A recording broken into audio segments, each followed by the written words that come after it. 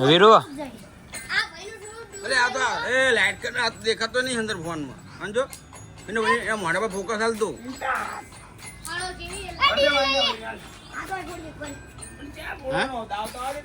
એના ફોકસ હાલવાની પર માન્ય ઉપર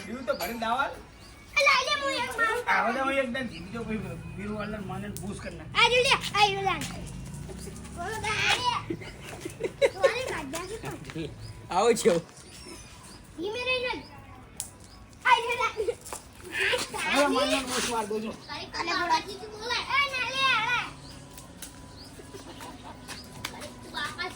હા ઓય